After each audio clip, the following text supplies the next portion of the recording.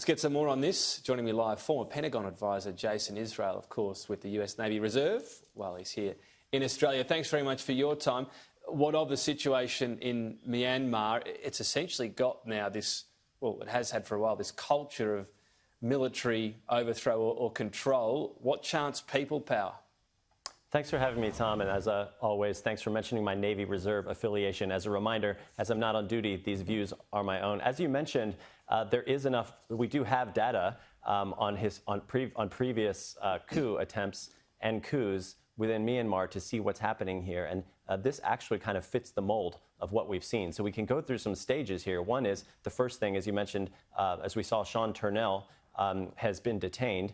So the number one, the bilateral issue here is making sure that he's safe, making sure we understand why he was detained and what the prognosis is for him. There's also the multilateral aspect to this, which is it's a goal, particularly right now, between the U.S. and Australia and other regional partners, to provide an alternative to countries in the region to China's advances. And so what they're looking at here, and this is what you see with Maurice Payne's comments, is that they're trying to show we could withdraw, support for Myanmar overall, or we could break military-to-military ties.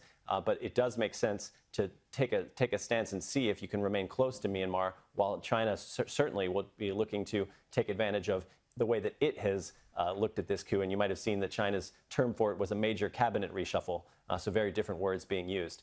So that we'll see those things in the coming days as far as what words will be used by both sides.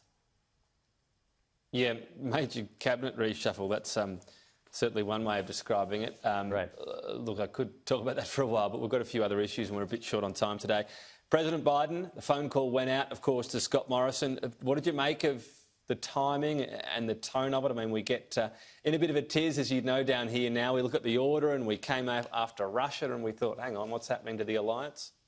Well, I think I owe you $5, Tom, because it wasn't his first phone call, but it was in the first 2 weeks. Of course, it just underscored the importance of the U.S.-Australia partnership. And I thought that the script that came out from both sides, and of course, it wasn't literally the script like in the beginning of the Trump administration with Prime Minister Turnbull, but just the readouts from either side, it was kind of what you would expect.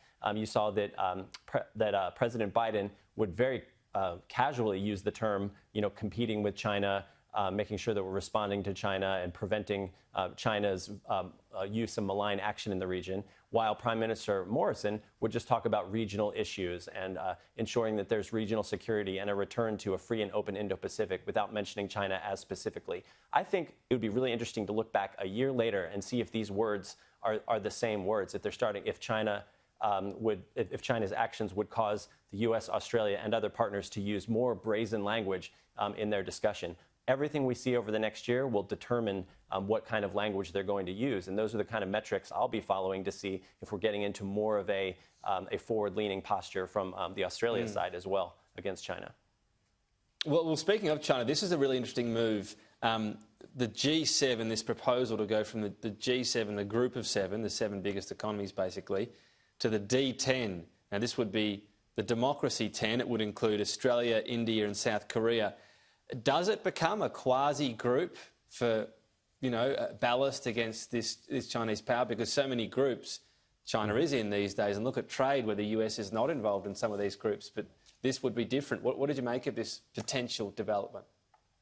That's right, Tom. And of course, with President Biden coming in and talking throughout the campaign and early in his presidency about wanting to have even a summit of all democratic countries, it makes sense that he would support the proposal for the G7 to become a D10.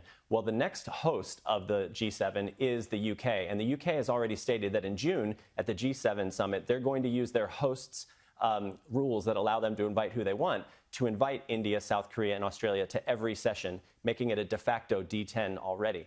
Now, the complaints that you've already seen on this move come from countries like France and Italy that recognize that this move is definitely going to be seen as a containment effort on China. And we're going to see that word and use that word a lot in the coming years, containment, as to whether China views itself as other countries trying to contain its rise, while other countries are not using that word. So kind of back to the previous question, what words are we using there? That containment word is going to be thrown around a lot in this evaluation. But in the near term, you'll be seeing sort of a business rule of the G7 used to allow that meeting in June to become the D10. And we'll see where it goes from there.